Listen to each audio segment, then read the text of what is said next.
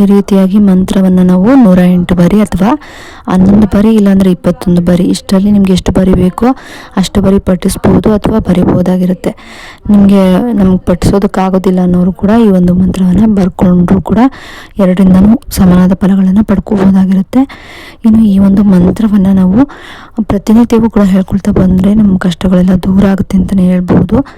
ಇನ್ನು ಈ ಒಂದು ಮಂತ್ರವನ್ನು ನಾವು ಬೇರೆ ಯಾವುದಕ್ಕಾದ್ರೂ ಪಠಿಸ್ಬೋದು, ಅಂದರೆ ಕಷ್ಟದಂಥ ಸಮಯಗಳಲ್ಲಿ ಪಠಿಸ್ಬೋದು. ಹಾಗೆ ನಿಂತೋಗಿರೋಂಥ ಕೆಲಸಗಳಲ್ಲಿ ಮುಂದುವರಿಸೋದಕ್ಕೂ ಕೂಡ ಈ ಒಂದು ಮಂತ್ರವನ್ನು ಪಠಿಸ್ಬೋದಾಗಿರುತ್ತೆ. ಇನ್ನು ಈ ವಿಡಿಯೋ ಏನಾದರೂ ನಿಮಗೆ ಇಷ್ಟ ಆಯಿತು ಅಂದರೆ ಲೈಕ್ ಮಾಡಿ, ಶೇರ್ ಮಾಡಿ, ಕಮೆಂಟ್ ಮಾಡಿ.